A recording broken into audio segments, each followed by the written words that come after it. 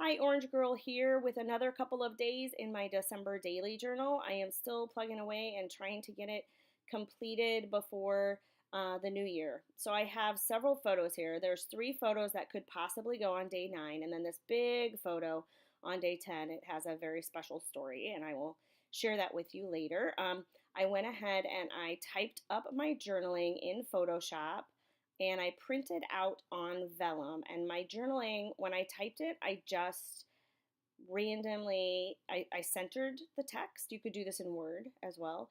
I just centered the text and I started typing and I tried my best to make the words fit into the shape of a tree. And I think it turned out kind of nice. I like the way it turned out.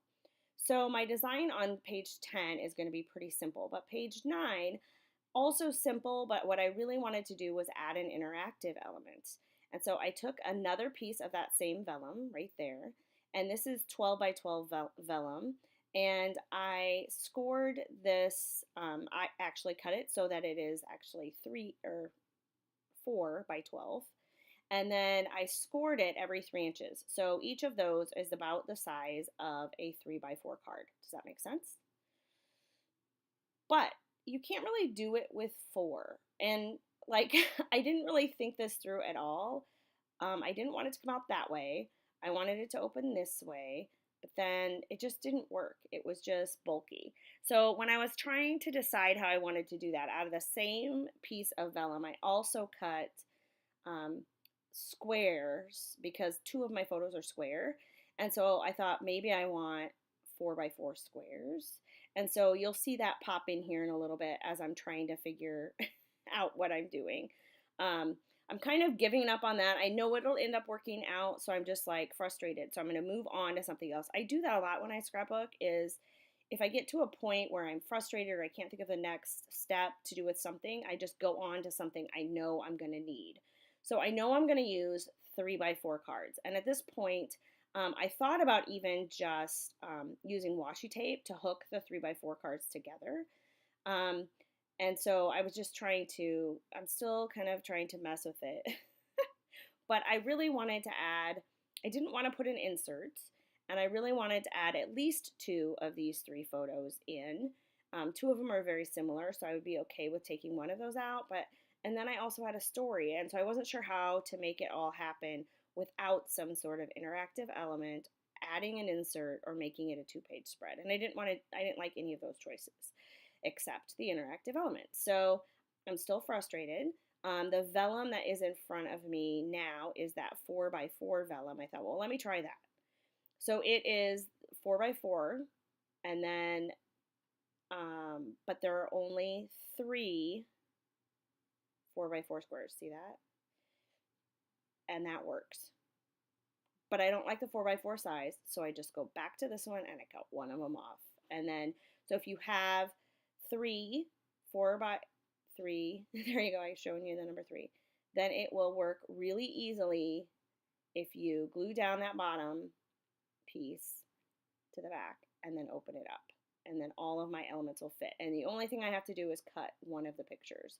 Because that Santa there, I'm just going to cover up Santa and just use the word believe. Makes sense? There we go. Okay, so now I've got the main idea of that. Now I'm just going to find what 3 by 4 cards I want to use, or if that's what I want to use, to put where I want my story to be, where I want the pictures to go, and all that. So you'll kind of see me going through the decision-making process here. During this, when I pulled out the tag, I thought, ooh, maybe I want the tag on the front, and maybe I actually want the journaling on the front, and I can have that tag be a pull to open it up. And so I thought about that, and then I went and walked away for a while, and I came back to it. And I decided that I know I want that picture there, and I'm just going to start gluing some stuff down. I looked in my Christmas stash, and I found this red, and I really like the red. And so I decided I would use that. And this is a fresh new day. And so, boy, a new perspective makes a huge difference. So I decided if I was going to use that 3 by 4 card that I was going to have a little title for my journaling. And I decided to go back to the stamp that I used in the beginning. that says joy is, because if you've watched my other December daily videos, you know that I am trying to focus on finding joy this season because this is our first Christmas without my father, and it's just been kind of a hard go of it. And so as a result, I thought, okay, I'm not going to not have an okay Christmas. Um, there's kids in my life. I need to make that work. There's family in my life. I need to not be a Debbie Downer all the time. So I decided that I would do my best each day to try to find some joy. And so page 9 here was an actual supercalifragilisticexpialidocious day. It kind of started on day 9. I mean, on day 8. But what happened was, and I'll just read my journaling. My journaling says, joy is at the top. And then it says, we've been watching the Life series on Netflix. It's a BBC original series. B has loved it. On this particular evening, which would have been the evening of the 8th, excuse me. She liked the sound and rhythm of the words sea anemones, and we had to stop watching so she could write a song. My heart exploded. It was genius and funny. She woke the next morning, this would be on the 9th, and immediately finished before breakfast even. In fact, she rolled over in bed and whispered sea anemones in my ear as her wake up to me. So I love watching her creative process. #joy. And so this was kind of about, I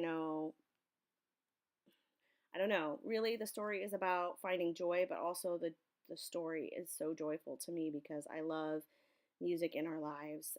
It is definitely a blessing for us.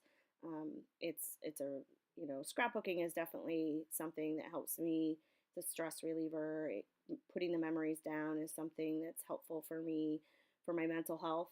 But also music, definitely my whole life has been that for me. And so seeing my daughter embrace music the way that she has, and why wouldn't she? Her father is that way as well. And so it's just been a real joy. And this last several months, especially, she has really gotten so much better at doing what she wants to do. Before, she wanted to do it and execution was difficult, and now execution is starting to work out for her, and it's just a fun thing to see. So I wanted to put a circle element around the number 9 in some way, and so I started with some punches and some vellum and some different things like that, and I ended up finding, I remembered that I had these, and I grabbed a circle, like a wreath off of there. And now I'm looking for something at the top of my page 10 to tie the 2 pages together. And I liked the scallop that I'd used on a different page, but I didn't have any of that left. And so I found these 2 pieces that were part of another piece. And because they're kind of flexible, it's easy to, when you stick them down, to make them straight, even though they were a little curvy meant to be a little curvy. So anyway, so I ended up adding this little piece up at the top as just kind of a little embellishment and to tie the 2 pages together. And I really like how that ended up looking. And I am going to, for the most part, that is basically how that is going to look, except for some stitching, which I will get to here in a moment. So this little star came in the hipster holiday kit from Clip Kits, and I'm using a lot of elements from that. For most of my book is full of those elements, and then I'm adding things for my stash. These are simple stories, I think, numbers that came from paper issues, and then I have a lot of color cast elements that I'm using, like these stars, for example. These are like little snowflakes, actually, and they're white, and I'm just gluing those down. I have 3 on the top and 3 on the bottom, and then I think page 9 is pretty much done. I did add that little tag that says Fa La La, which is also from the Crepe Paper collection, which is what most of Hipster Holiday is made up of. And I have that kind of as a little pull to pull out and see the rest of my story and pictures. So the pictures are one of her actually sitting in front of the computer writing the song. So she's got the computer GarageBand up on the computer, and then she's got her little piece of paper. It's kind of like a little tablet that she's writing on. And so that's one of the pictures. And then another picture that is in there is the actual picture of the tablet, and some of the lyrics that are in the song are written on there. So that's that. So I'm pretty much done with page 9, and I'm going to move on to page 10. So this year, since my father died, I wanted to put something on my Christmas tree that I could put on my Christmas tree every year in memory of him. And so I went ahead and purchased an ornament that has some special meaning for us because it has a monarch butterfly on it. And Beatrice adopted a monarch butterfly this summer that was injured and spent a lot of time with it. And it also coincided with around the time that my dad was failing. And so there's just a lot of things attached to that.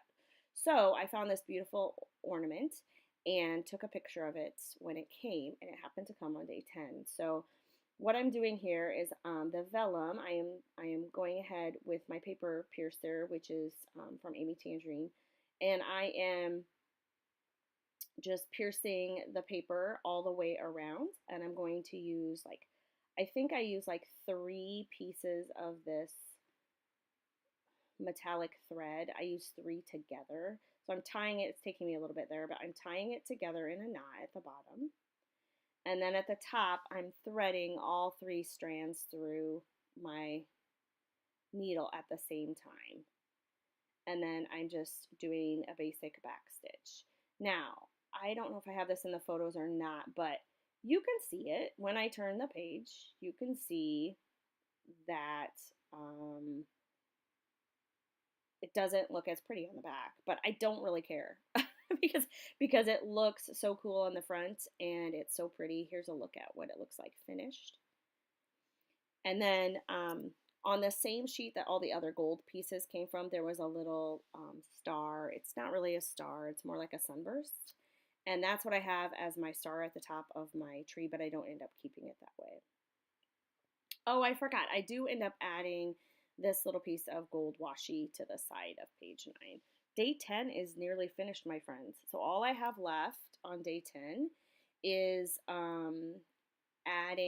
gluing down. I moved that piece of gold little sunburst thing down to add to number 10. And then I added, so you can see that I did that off camera, and then I glued down the little star at the top. And then what I'm doing here is I found some of my stuff from my stash last year, and it had some, I think this is Pink Fresh Studio from last year, and it had a couple of stickers. And I wanted to put an Avery label over on the right side there to kind of show you that you're supposed to turn the page to see the photograph. And so in that right there, I went ahead and found 2 phrases that worked out. One phrase says filled with love, and that's on the front side. And then when you turn the page, it says forever in my heart. And I thought that just went really well with the whole sentiment and the story, the sentiment and the story of the day. And so let's see. So then I think I'm finished. Yeah, that's it right there. All done. So in the close-ups, you'll be able to see all of that a little bit better, including the photograph, which I didn't really show all that much. So there's the spread together. There's day 9, and then it should show you the fold out. There you go. And then there's a close-up of what that journaling ended up looking like, and I really like how that ended up. There's my day 9 number. And then here's day 10, and when you flip it over, oh, well, there's the journaling, little close-up there. Filled with hope, forever in my heart, and then there's the photograph. Thanks a lot for watching. See you in my next video.